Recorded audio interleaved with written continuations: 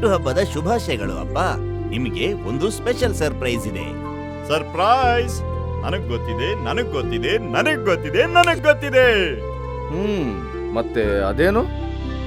ಇಲ್ ನೋಡಿ, ಈ ಹೊಸ ಟ್ರ್ಯಾಕ್ಟರ್ ನಾನು ನಿಮ್ಗೋಸ್ಕರ ಗಿಫ್ಟ್ ಆಗಿ ತಂದಿದ್ದೀನಿ. ನನ್ನ ಹುಟ್ಟಿದ ಹಬ್ಬದ ದಿನಾನೇ ನನ್ ಜೊತೆನೆ ಗೇಲಿ ಮಾಡ್ತಾ ಇದೀಯಾ? ನಾನು ನನ್ನ ಟ್ರ್ಯಾಕ್ಟರ್ನ ತುಂಬಾ ವರ್ಷಗಳಿಂದ ಗುರುತಿಸ್ತಿದ್ದೇನೆ ಗೊತ್ತಾ? ಅದು ನನ್ನ ನಿಜವಾದ ಒಡನಾಡಿ. ನಂದು ಕೂಡ. ನಾನಂತೂ ಇದ್ರ ಮೇಲೆ ನಮ್ ಹೆಸರನ್ನು ಬರ್ಸಿದ್ದೀನಿ ಅಲ್ವಾ ದೀಪಕ್? ಹೌದಪ್ಪ, ಇದು ಅದೇ ಟ್ರ್ಯಾಕ್ಟರ್. ಆದ್ರೆ ಈಗ ಇದು ಹೊಸದಾಗ್ಬಿಟ್ಟಿದೆ. ನನಗೇನು ಅರ್ಥವಾಗ್ಲಿಲ್ಲ.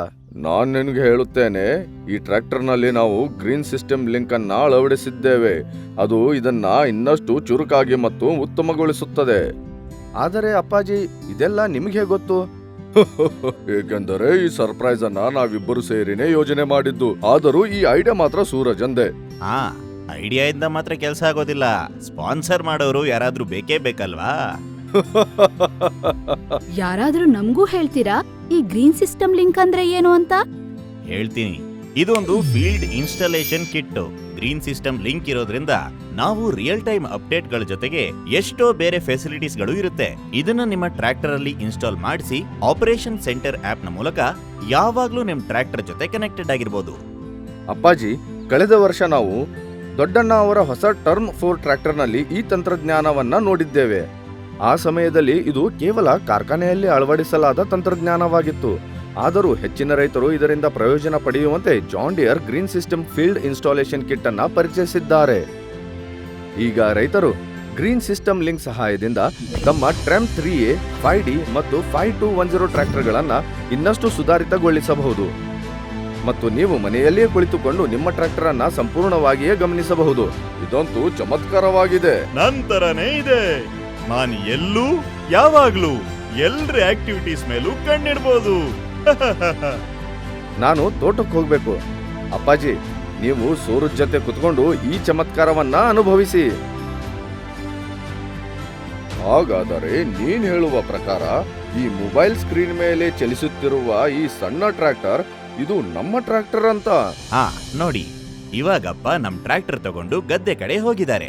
ಇದರಲ್ಲಿರೋ ರಿಮೋಟ್ ಮಾನಿಟರಿಂಗ್ ಇಂದ ನಾವು ಟ್ರ್ಯಾಕ್ಟರ್ ನ ಲೊಕೇಶನ್ ನೋಡಬಹುದಾಗಿದೆ.